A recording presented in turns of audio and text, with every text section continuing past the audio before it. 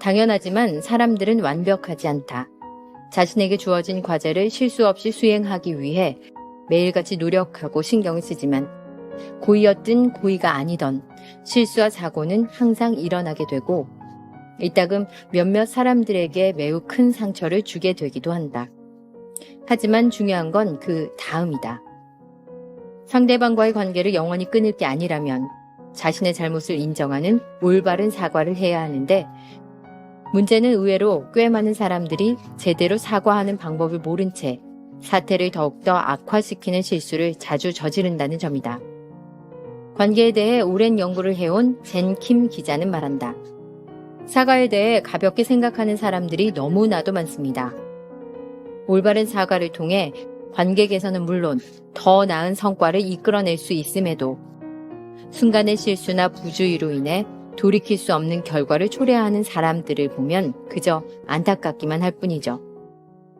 지금부터 제가 알려드리는 사과의 3가지 원칙이 이미 무너진 관계를 회복해 줄 수는 없겠지만 앞으로 올바른 사과를 하는데 꼭 도움이 되었으면 좋겠습니다.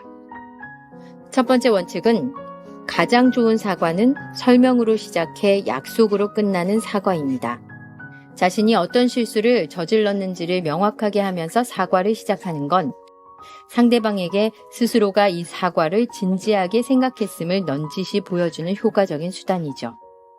여기서 중요한 점은 잘못한 것을 설명해야지 해명해서는 안 된다는 겁니다.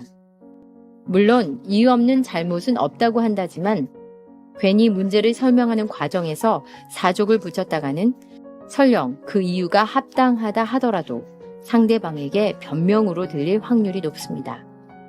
충분한 설명이 끝났다면 자신이 나름대로 생각해온 해결책과 개선점을 제시해보세요.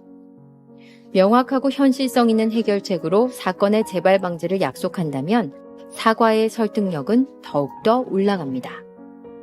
두 번째 원칙은 사과를 패배로 받아들이지 말라는 겁니다. 의외로 많은 사람들이 이 원칙을 간과하는 경우가 많은데 그들은 고개를 숙이고 용서를 구하는 걸 패배를 인정하는 것이라고 생각하는 경향이 있으며 심지어 이유 없는 잘못은 없다는 말을 완전히 잘못 해석해서 상대방에게 나만 잘못한 것이 아니다 임을 어필하며 자신의 자존심을 지키려고 하는 경우도 있습니다. 하지만 역설적이게도 사과는 자기 자신의 자존심을 꺾는 행위가 아닌 오히려 자기 자신을 드높이는 행위입니다. 상대방에게 사과를 한다는 건 다시 말해서 자신의 잘못을 인정하고 책임을 지겠다는 뜻인데 이는 약자가 아닌 강자의 권리입니다. 마지막 원칙은 사과를 한 번으로 끝낼 생각을 하지 않는 겁니다. 인간의 감정은 항상 같은 결과를 내놓는 기계가 아닙니다. 같은 사건을 겪었더라도 어떤 사람은 대수롭지 않게 생각하지만 다른 사람은 일상생활을 하지 못할 정도로 엄청난 충격을 받기도 하죠. 사과의 최종 목적은 용서입니다. 상대방이 받은 충격을 고려하지 않고 그저 의례적인 사과 한 번으로 자신의 의무를 다했다고 생각하는 건 상대방에 대한 엄청난 모욕으로 다가올 수 있음을 기억하세요.